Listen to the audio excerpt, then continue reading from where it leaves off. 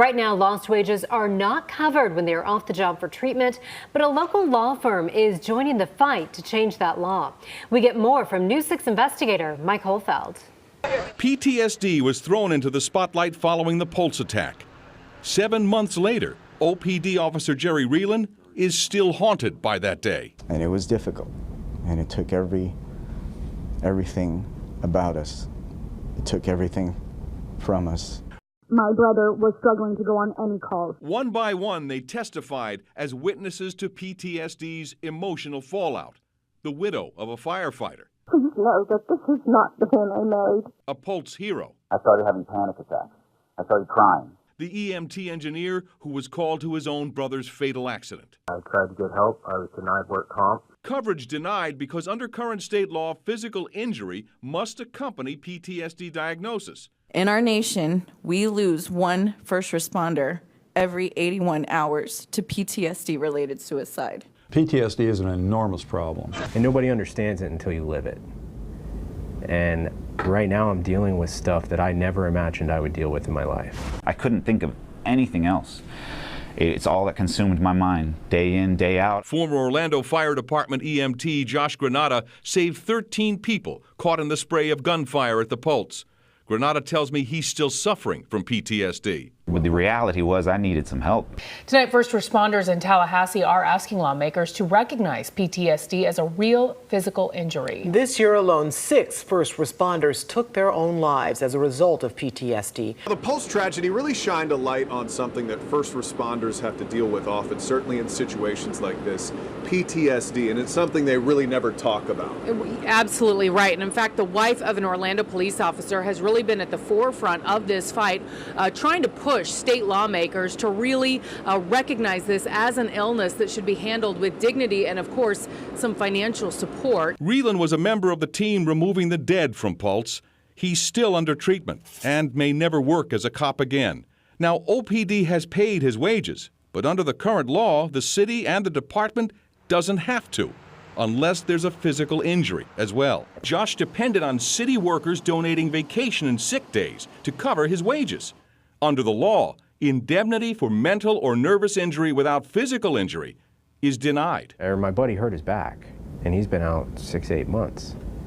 You know, I see my brother dead on the street, face to face.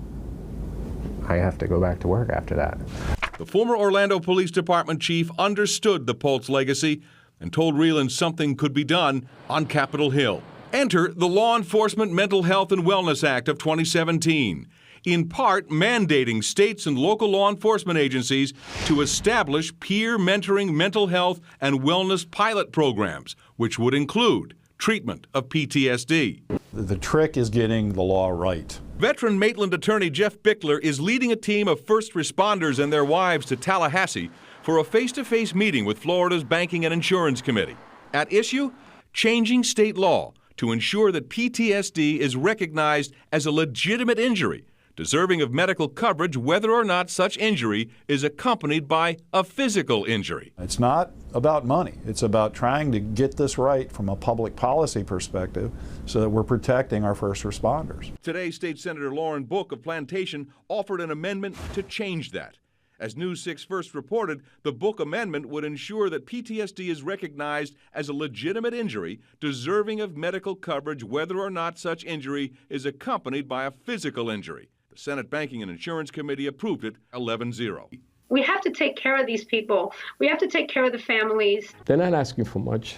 You know, what's fair is fair, and what we need to have is this governor make sure that when this comes before him, that he signs it into law. Florida can be the state that shows other states what to do and how to do it right. It's the first time a House subcommittee will hear the workman's comp bill this session. House Bill 227, sponsored by State Representative Matt Willett, mirrors the bill sponsored in the Senate.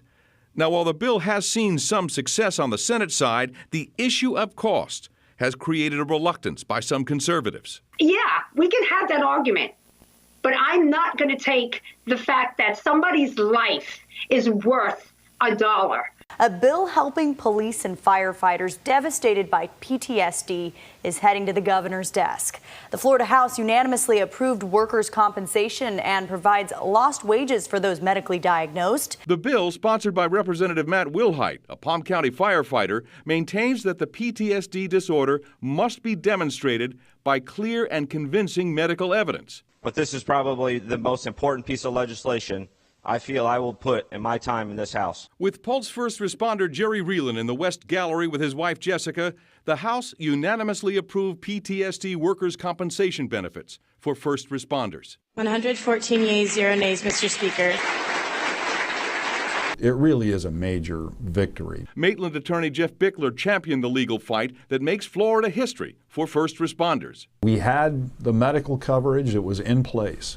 But without this lost wage compensation, we just weren't recognizing the nature and severity of the condition.